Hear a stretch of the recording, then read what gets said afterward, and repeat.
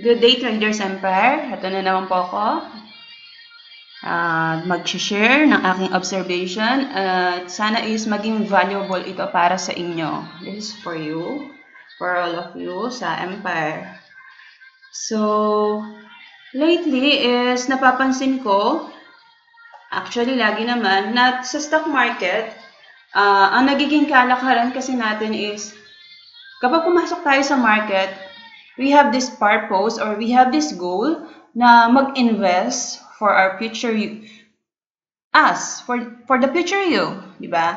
Nag-invest tayo dahil yan yung reason natin. Nag-invest tayo dahil may goal tayo for our retirement, for our future plans. Yan po yung mga reason natin. That's why we enter the world of the stock market. But as you can see, kung napapansin po niyo, ang nagiging kalakaran is kapag nasa stock market na at nakita natin na ang iba is madaling kumita, kita niyo naman po may mga post, di ba, na gain na ganito, 20%, 30% gain in a day or in a week, nakukuha po nila yung gain na yan, is na-attract tayo. Nagugusto natin na, ay tara, mag-trade na lang tayo. Yan. Nagiging purpose na natin is talagang kumita ka agad-agad ng pera. Mag-trade agad-agad. Kasi na either naiinggit, naakit, naiinganyo. But to tell you frankly, yung kumita agad-agad ng pera sa markets, hindi po yan mangyayari. Hindi po. Hindi ganun yan kabilis. Maaring kumita ka ng 1 o 2 beses, na tinatawag nilang beginner's luck, but para maging consistent yan, tapos wala kang support or base, wala kang knowledge, hindi po yan mangyayari. Hanggang sa maranasan mo na lang na yung capital mo is hindi mo na napoprotektahan at mauubos na lang paunti-unti. Do you get what I mean? What I'm trying to say is, yung goal po natin na pag-i-invest na na-turn into a trader dahil na inggit tayo or naingganya tayo na madali ang kumita, hindi po yun basta-basta. Yung mga nagtitrade po na gano'n bago sila kumita is dumanas muna sila ng losses at nag-aral sila mabuti. And I'm sure they still studying. They still reading charts, fundamentals, news. Marami po silang ginagawa behind that success, behind that gains. Marami pong nasa likod nun. So, gusto ko pong i-share sa inyo ito. Ginawa ko kanina. Sa stock market, kailangan kasi may tinatawag tayong passion. Kasi kung wala kang passion, tapos natalo ka sa isang game or nahirapan ka sa ganitong mga system, sa ganitong pag-aaral, madali kang mag-give up. Kapag wala yung deep why mo, deep reason mo, wala kang malalim na dahilan, everything is very hard. Success is very, very hard if you do not have a purpose or a deep reason, a deep why to continue. Especially sa time na nahihirapan tayo. Yan po. So, kapag itong tanong to, why are you passionate? It's like tell me about yourself. Yan po yung sagot niya, yung parang, eto ikukwento mo, ano ba yung mga dahilan ko? Susuriin natin yung sarili natin. Kasi behind those reasons, behind those answers, we can find, pwede natin makita, malalaman natin kung ano yung dahilan natin para patuloy tayong magpapatuloy tayo, para hindi tayo titigil, para mag-aaral tayo, para hindi lang tayo basta sasabay sa agos. So, sa market, meron tinatawag na essentials in trading. Ito yung trading plan, share right here, money management, and trading psychology. So, what are these? Ito po, mahalaga po ito. Kapag nagtitrade ka, dapat meron ka nito. Ano yung tinatawag na trading plan? Kasi usually, akala po natin yung trading plan is your entry, this is my entry, this is my exit plan, this is my cut loss, this is my target, my profit-taking line, this is it. Yan ang trading plan ko. No, hindi lang po doon natatapos ang trading plan. Ang trading plan, pag tinignan mo yung kalooban yan, is merong market analysis. Merong analysis yan. At merong system na tinatawag. Yun po. At yung sinatawag na yung entry-exit, yan, nandiyan po yan. Sama-sama po sila. Kailangan inanalyze mo, meron kang sistema, at higit sa lahat, susundin mo yung sistema mo. Diba? But most of all, if our system is nag-fail po siya, kailangan marunong tayong mag-review para po na-upgrade natin, nalalaman natin kung saan tayo nagkakamali. Ganun naman po yan eh. Continue tayo nagpo-progress at tinitingnan natin, nire-review natin kung ano yung mga dapat pa nating pagbutihin. Meron tayong trading plan. Okay po? Money management. Ito dito natitira yung lahat eh. Talagang nadadali yung iba. Kasi sa money management, ang ginagawa ng iba, kunyari meron silang 100K or 50K, tapos may nakita na stock sa gainer, yan sa gainer, o kaya yung stock na na-hype sa mga group or FB group chat, ay itotodo talaga yung pera. Alam niyo po kung sino lang yung mga nag-go-all-in? Yun talagang marunong na, yun talagang inaral, yun talagang sure ball. Alam niyo po pag minsan pag nag-all-in ako, ibebenta ko din agad. Kasi syempre bakit hindi ko ibebenta? Eh nandyan lahat ng pera ko. Eh kung madali ako, deads ako, di ba? Kasi sabi nga, treat your capital as your life depends on it. Hindi ko po sinasabi na hindi ako natatalo. Sa totoo po niyan, yung mga binacktest ko na own system ko na sa mga moving average, madami rin po akong natalo doon na sa kung papasok na ba ako sa ganito, yung mga ganyan, inaral ko po, nag-execute ako, nagkamali ako. Pero ang maganda doon is natuto ako at nalaman ko kung saan ako mali. At inaamin mo na mali ka. Sa money management, hindi po tayo basta-basta nag-all in. Again, if I do all in, kagad din po ako nag-out kasi hindi ko pababayaan yung pera ko kung buhay ko yun. Gusto ko bang mamatay? Diba?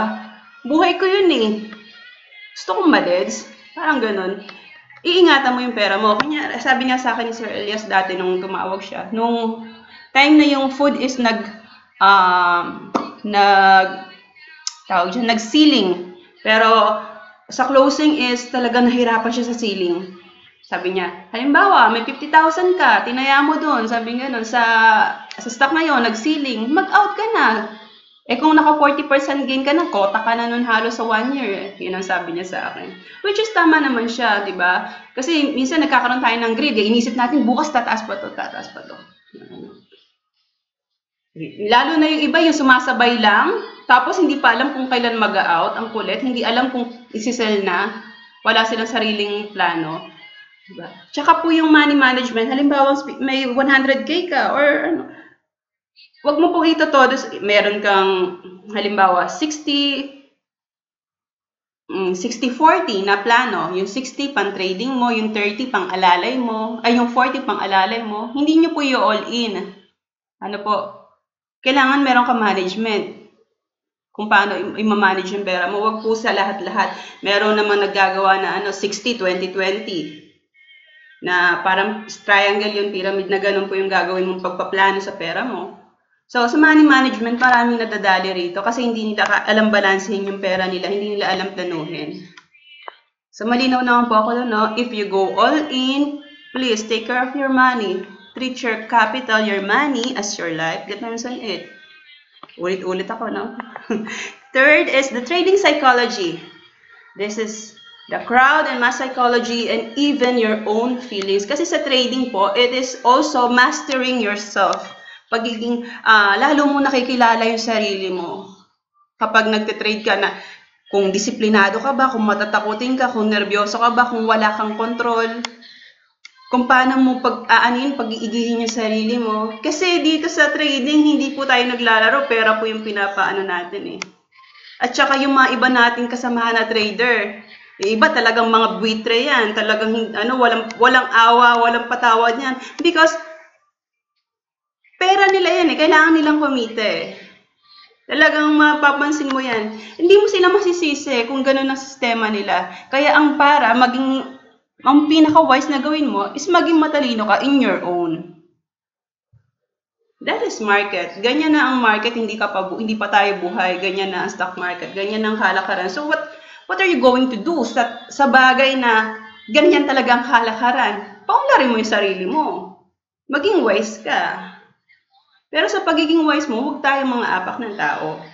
Huwag tayong dahil nakapasok ka na, sige ang hype mo.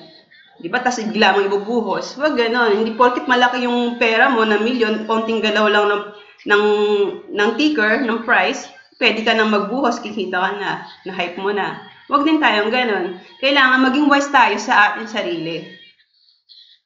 Kung paano natin i-execute yung plano natin, yung pera natin, tsaka kung paano tayo kikita sa galawan ng tao. Sabi nga dito, greatest sin of trading is overconfidence. Yes, totoo po yan. Aside from greed, yung pagiging overconfidence, no? Sabi nga nung nabasa ko dati si Paul Tudor, sabi niya is, never play macho with the market and don't overtrade. Ito yung sinasabi na Superman syndrome, na talagang kapag nanalo, kapag talagang nag-gain, akala mo Superman na, sige, ay, pagkatapos mag-gain dito, ayaw magpahinga niyan. Sige, bibili uli. He feels invincible. Akala niya, sige, kayang-kaya na niya. Kapag nananalo ka, sabi niya, kapag nag-gain ka, move on, kalimutan mo na. Kapag natalo ka, kalimutan mo na din. Ay, although masaya ka, pero wag mo ilagay sa ulo mo. Kaya nga sabi nga, yung trading is also mastering yourself. Kasi yan yung tinatawag na porket nanalo ka, sige ka lang na sige. Baka may madali ka, wala na yung pagpaplano mo, isipin mo kayang-kaya mo na. Hindi ganon. Kailangan disiplinado. Disiplinado tayo. Tapos, overconfidence. Huwag tayo masyadong confident sa sarili natin. Sabi niya, don't be a hero, sabi ni Paul. Don't be a hero, don't have an ego. Always question yourself and your ability. Don't ever feel you are very good because the second you do, you are dead. Diba? Huwag feeling huwag masyadong, parang sa term natin, di ba? Huwag kayong feeling, parang gano'n. Huwag masyadong feeling. Maging, ayos lang, disiplinado, kontrolin lang, huwag maging Superman, huwag maging feeling bayani na akala mo naman kayang-kaya mo lahat. Tsaka syempre, huwag tayong makakalimot na mag-share, tumulong sa iba dahil once, newbie rin tayo. Lagi niyo po akong tutulungan sa Empire. Pag nagpo-post kayo, natutuwa ako. So, trading, you must have ability to remain calm under pressure. And especially, yung pressure na yan, lalo na kung nagkakaroon na ng boss, hindi mo na alam kung anong gagawin mo. Mga ganon. Fast thinking. Walang trader na nagtatanong na, buy na po ba, sell na po ba? Huwag ganon, hindi ganon ang pagtitrade. Lalo na yun sa mga sell na po ba, nabuhos na, magtatanong ka pa lang, naiwan ka na naman, naipit ka na naman. Ganon. Tapos buy na po ba? Ang tagal lang buy, ngayon ka pa lang magbabay. Parang ganon, mga ganon. Pasensya, parang gigil ba? Pasensya na. Analytical skills. Yan, pag-analyze. Yun nga yung hindi lang sa chart. Yes, may funda. But yung iba talaga, skills yan Yung mga yan, charting, funda, pag-access ng psychology ng market, skills yan So, like naman sinasabi, hindi natin inaano na porket nag-chart siya na yun ang skills niya is walang kwenta yung funda. Hindi ganon. Hindi po ganon. Hindi mas magaling yung isa sa isa. Pare-parehas po yan, skills po yan. And we respect those skills. Tsaka hindi lang po yung pag-analyze sa stocks. Ina-analyze, ako in my own, ina-analyze ko din yung kinakausap ko. O yung tao sa market, yung mga nagpo-post, tinitignan ko rin sila. Magkayo ganong, yung sabi nga, yung masyado kang funny yung masyado kang funny walain. Diba? Huwag po ganun. Na may nakita kang ganito, naniniwala ka agad-agad. Akala mo magic, akala mo hindi mo kaya, akala mo imposible. Kaya mo din yan. Yung iba naman talagang, maluloko rin talaga Pati tao, ina-analyze. Instinct, yun yung tinatawag na instinct. Darating at darating dyan kasi ang trader, yan yung mga character na meron. Kaya nga, mastering, growing sa sarili natin, improving, ganyan. Kaya yung mga trader, yung mga nagtitrade sa market, akala lang buy and sell lang. Hindi. We develop characters here. Dine-develop natin ang sarili natin dito. Hindi lang basta-basta. Marami tayong natututunan dito. Because this is true to life. This is hard-earned money. This is not just a virtual trading. This is real life. For passion for the market, you must possess passion. Because if you do not have passion, you will easily give up. Talagang mag-give up ka agad-agad. Hindi ko naman sinabi na porket natalo ka ngayon, sige ka lang ng sige ah. Kasi sabi ni Miss Lee, wag daw mag-give up. Kailangan may passion. Hindi ganon. Kailangan pag natatalo ka, inaaral mo kung bakit. Baka merong kulang, baka merong mali. Diba? Bawal ang umaasa. Bawal ang tamad sa market. Okay? 5 discipline. Yan nga po, nabanggit ko na kanina. So, yun lang. Although marami akong gustong i-share, pero gusto ko, ito lang muna. So, hopefully is may na-share ako something valuable, may napulot kayo. Kasi yun naman ang gusto ko, matuto kayo. So, maraming salamat. Thank you so much. And hopefully is i-share nyo rin po ito sa iba. Okay. Bye, traders. Empire. We are trader with a mission. Bye-bye.